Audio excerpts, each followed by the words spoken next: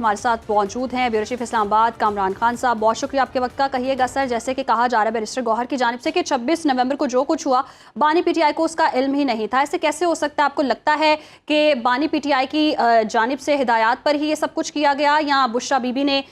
خود سے یہ اپنی جو ہے اس میں انوالومنٹ ان کی زیادہ ہے؟ جی شکریہ. دیکھیں، بیرسٹر گوہر اور فیصل چودھری جو کہ پی ٹی آئی کے وکلاء ہیں، ان کی آج یہ 24 نومبر کی جو فائنل کال تھی، اس کے بعد جو کچھ ہوا، یہ آج ان کی 24 نومبر کے بعد یہ پہلی ملاقات تھی.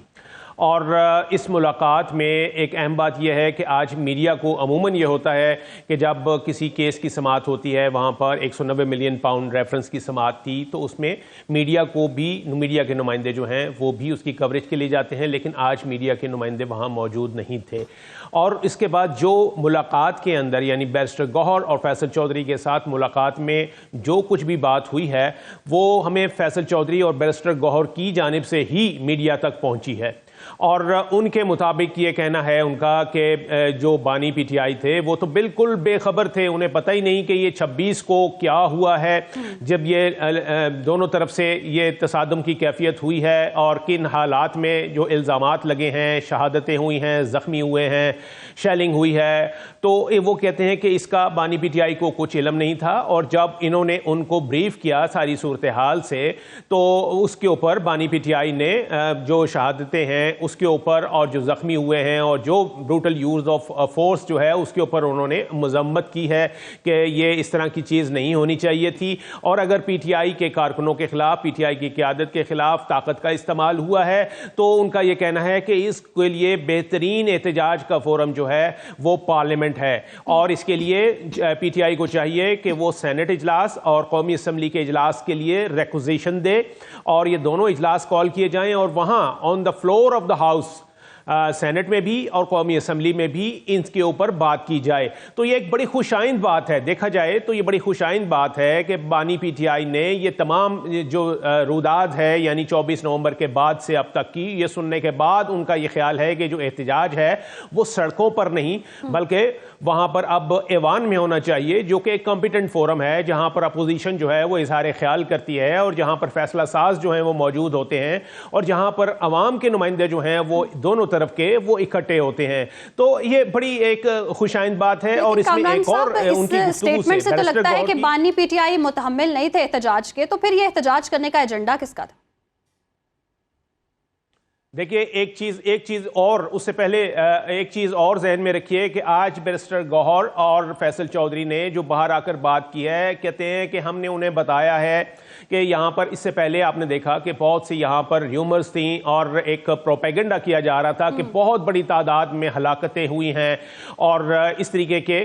بغیر شواہد کے جو ہے وہ باتیں جو ہیں وہ کی جا رہی تھیں. خاص طور پر سوشل میڈیا پر یہ ایک پروپیگنڈا جو تھا وہ کیا جا رہا تھا کہ بہت بڑی ہلاکت، لیکن کہیں سے بھی شواہد نہیں مل رہے تھے. تو آج اس میں جب انہوں نے بیرسٹر گوہر نے بانی پی ٹی آئی سے ملاقات کے بعد اڈیالہ جیل کے باہر جب گفتگو کی، تو انہوں نے خود یہ بتایا ہے کہ ہم نے بانی پی ٹی آئی کو یہ بتایا ہے کہ اس سارے سانحے میں 12 شہادتیں ہوئی ہیں، اور ان کا یہ کہنا ہے کہ اس میں وہ بھی شامل ہیں جو 2 پولیس والے ہیں اور 3 رینجرز ہیں، یعنی 5 اگر جو قانون نافذ کرنے والے ادارے ہیں ان کی شہادتیں ہیں، تو باقی صرف 7 شہادتوں کی انہوں نے وہاں پر بات کی ہے اپنے کارکنوں کی. تو اس سے وہ جو ایک پورا ایک جو پروپیگنڈا تھا کہ جی بڑی تعداد میں مسیکر ہوا ہے اور بڑی ہلاکتیں ہوئی ہیں اور لاشیں چھپا لی گئیں اور جو ہے وہ شواہد جو ہیں ان کو مٹا دیا گیا، تو قطعی طور پر یہ خود ہی ڈسپیل ہو گیا. اور آج انہوں نے یعنی کہ اپنے جو بانی پی ٹی آئی کو بریفنگ دی گئی، اس میں بتایا گیا کہ جی ٹوٹل 7 لوگ ہیں جو کہ ان کے پارٹی سے متعلق جن کو منسوب کیا جا رہا ہے، ان کی تعداد 7 سے زیادہ نہیں ہے. اچھا کامران صاحب، ایک اور معاملہ، یہ معاملہ تو کلیئر ہو گیا، یہ تو اب جو فیک نیوز تھی، پروپیگنڈا، وہ تو اب کھل کے سامنے آ چکا ہوا ہے. دوسرا معاملہ ہے جو کہہ رہے ہیں کہ بانی چیئرمین پی ٹی آئی کو 26 نومبر والے معاملے کا پتہ ہی نہیں تھا، اور 24 نومبر والے کے اس کے بعد کے معاملے کا بھی نہیں پتہ تھا. آپ کو یاد ہے کہ 9 مئی کے جو واقعات ہوئے تھے اس کے بعد بھی وہ یہی کہتے تھے کہ مجھے تو پتہ ہی نہیں تھا. پھر دوسرا یہ بھی ہوا تھا اسلام آباد میں جب وہ احتجاج کے لیے نکلے تھے ایک دفعہ، تو اس وقت عدالت نے کہا تھا کہ آپ نے اس پوائنٹ سے آگے نہیں آنا. وہ اس پوائنٹ سے بھی آگے تھے تو توہین عدالت لگ سکتی تھی. اس وقت بھی کہا گیا کہ ہمیں کمیونیکیشن نہیں ہوئی. تو یہ پی ٹی آئی ایک پوری ایک باقاعدہ طور پہ آپ کو لگتا ہے منظم طریقے سے کام ہو رہا ہے، یہ واقعی کمیونیکیشن گیپ ہے جس کی وجہ سے ایسے حادثات ہو جاتے ہیں؟ नहीं, देखिए इसमें है कम्युनिकेशन गैप भी होगा, और इसमें जो है वो जाहिर है बानी पीटीआई जो हैं वो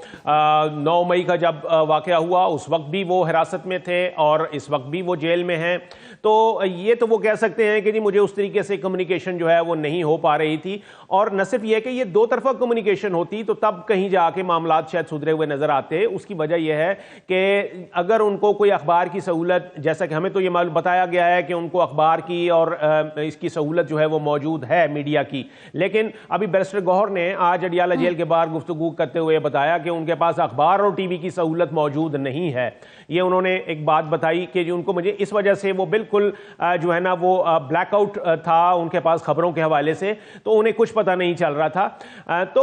उसमें यह है कि अगर उनको खबरों का नहीं पता चल रहा था तो शायद वहाँ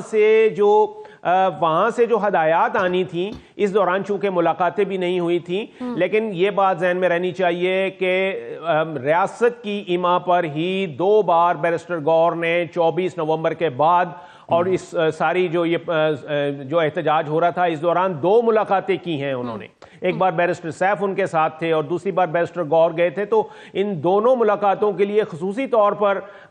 जो है ये मुलाकातें करवाई गई थी। तो बैरिस्टर गौहर उसका नहीं बता रहे कि उन 2 मुलाकातों में तो उन्हें यकीनन बताया होगा कि जी बाहर ये हो रहा है, ये स्ट्रेटेजी चल रही है, हम इस तरीके से एहतजाज कर रहे हैं और हमारे ऊपर ये हो रहा है। तो ये बात कहना गलत है कि उनसे कोई राब्ता नहीं हुआ था। उस दौरान 2 बार राब्ता भी हुआ था और 2 दफा आप जैसे कि आप बता रहे हैं कि राब्ता भी हुआ था, लेकिन मसला यही है ना कि जब कुछ हालात खराब हो जाते हैं तो वो कहते हैं कि बानी चेयरमैन के ऑर्डर्स थे कि डी चौक जाना है, जब हालात नहीं संभल पा रहे होते तो कहते हैं बुशरा बीबी है, फिर कुछ ऐसा मसला हो जाए तो अली अमीन गंडापुर का नाम सामने आता है। और फिर लाइलमी का इजहार किया जाता है कि हमें तो पता ही नहीं था और इस हवाले का आइडिया भी नहीं। और ये बड़ी हैरानकुन बात है कि 26 नवंबर को जो भी हुआ उससे लाइल में है बानी पीटीआई,